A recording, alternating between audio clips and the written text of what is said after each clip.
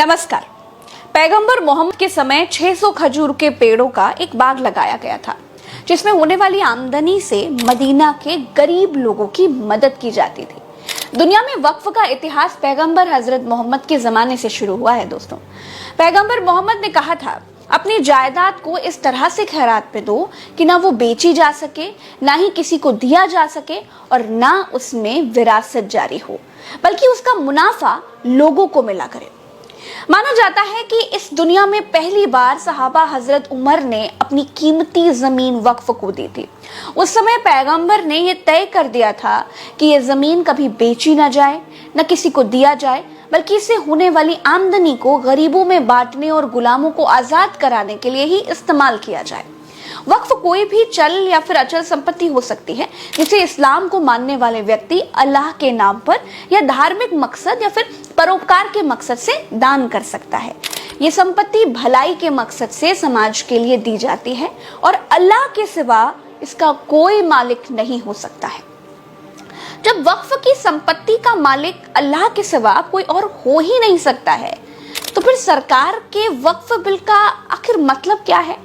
सरकार का कहना है कि देश के ज्यादातर वक्फ बोर्डों पर माफिया लोगों का कब्जा है। इसमें भी कई ऐसा नेता है जो मुझे आके कहा है कि देश में जितना स्टेट वक्फ बोर्ड है सब माफिया लोगों ने कब्जा कर लिया है। वक्फ कानून का नाम बदलकर भारतीय जनता पार्टी सरकार ने एकीकृत वक्फ प्रबंधन, सशक्तिकरण, दक्षता और विकास अधिनियम कर दिया है। सरकार कहती है कि हम वक्फ बिल को सुधार रहे हैं।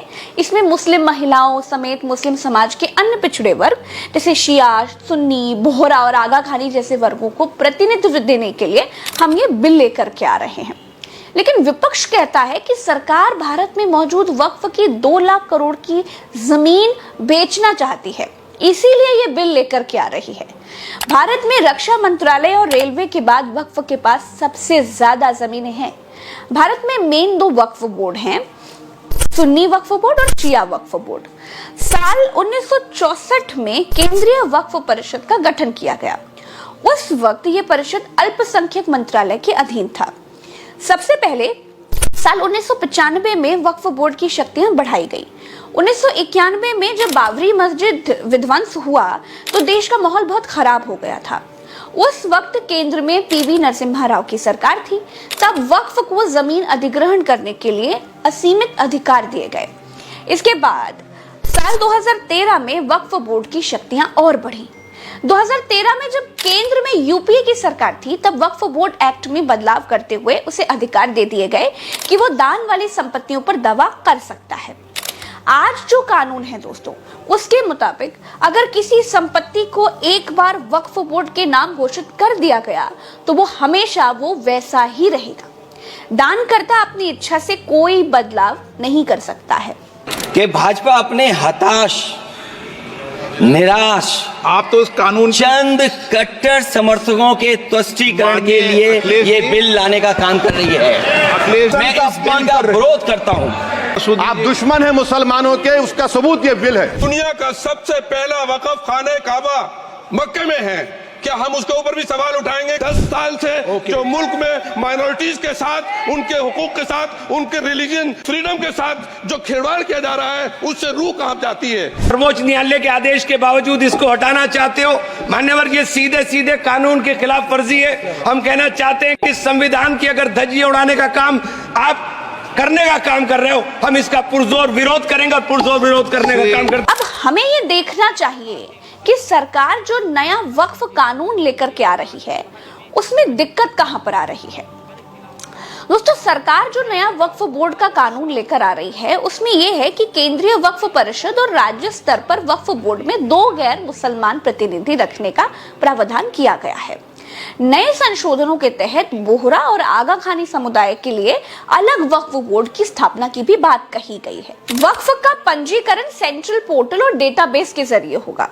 इस पोर्टल के जरिए मुतव्वली यानी वक्फ संपत्ति की जो देखरेख करने वाले होते हैं उनको खातों की जानकारी देनी होगी।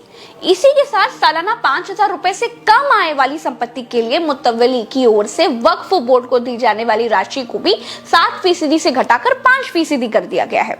अतिरिक्त कमिश्नर के पास मौजूद वक्फ की जमीन का सर्वे करने के अधिकार को वापस लेकर यह जिम्मेदारी जिला कलेक्टर या डिप्टी कमिश्नर को दे दी जाएगी। किसी संपत्ति के वक्फ के तहत आने या फिर ना आने का फैसला लेने का वक्फ बोर्ड का जो अधिकार है वो भी वापस ले लिया गया है। नए प्रस्ताव के मुताबिक मौजूद 3 सदस्यों वाली वक्फ ट्रिब्यूनल को भी 2 सदस्यों तक सीमित कर दिया गया है। लेकिन इस ट्रिब्यूनल के फैसले को अंतिम नहीं माना जाएगा और 90 दिन के भीतर ट्रिब्यूनल के फैसले को हाई कोर्ट में चुनौती भी दी जा सकती है। जिन लोगों ने वक्फ की जमीन पर अतिक्रमण किया है या फिर 12 साल से अधिक वक्त से कब्जा कर रखा है वे इस संशोधन के आधार पर मालिक भी बन सकते हैं। अब सरकार के इस बिल में दिक्कत ये आ रही है दोस्तों कि अगर ये कानून बन गया तो वक्फ की संपत्तियों में भारी भरकम कमी आ जाएगी। क्यों? क्योंकि 99% वक्फ संपत्तियों पर अवैध कब्जे हैं। देश के कई हिस्सों में वक्फ की संपत्तियों पर अतिक्रमण करने वाले खासतौर पर पंजाब और हरियाणा में अवैध रूप से कब्जाई गई हजारों एकड़ संपत्तियों के मालिक बन जाएंगे। मुकेश अंबानी साहब ने जिस जमीन पर अपना घर एंटालिया जो बनाया है ना वो भी वक्फ की जमीन है और उनका भी उस जमीन पर 12 साल से ज्यादा का कब्जा है जिसका केस अदालत में था। अब वो जमीन भी ऑटोमेटिकली उनकी हो जाएगी। इस बदलाव में रियल एस्टेट उद्योग और यहां तक कि ऐसी जमीनों पर कब्जा करने वाले बहुत से बड़े कारोबारियों को भी फायदा होगा। ऐसा लगता है दोस्तों कि इन संशोधनों के पीछे एकमात्र मकसद ही यही है।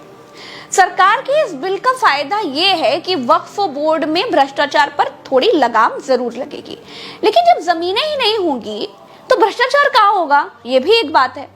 खैर, अब दूसरी बात यह है दोस्तों कि विपक्ष जो आरोप लगा रहा है कि इस बिल की आड़ में वक्फ की जमीनें बेचने का इंतजाम किया जा रहा है उसमें भी दम हो सकता है, क्योंकि देश में मौजूदा शत्रु संपत्ति यानी जिन संपत्तियों के मालिक पाकिस्तान चले गए थे उन संपत्तियों को गृह मंत्रालय धड़ल्ले से बेच रहा है।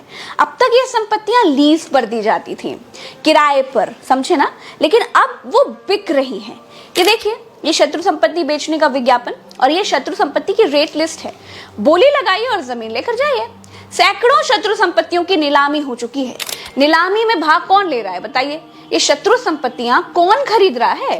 गरीब आदमी तो खरीद नहीं रहा है या फिर पिछड़े दलित मुसलमान तो खरीद नहीं पा रहे हैं। जमीन की सच्चाई ये है कि तहसीलों के नायब, तहसीलदार, लेखपाल अपने धन्ना सेठ क्लाइंटों को सरकारी जमीन दिखा रहे हैं और बिचवा रहे हैं और कमीशन खा रहे हैं। कहने को नीलामी ऑनलाइन है,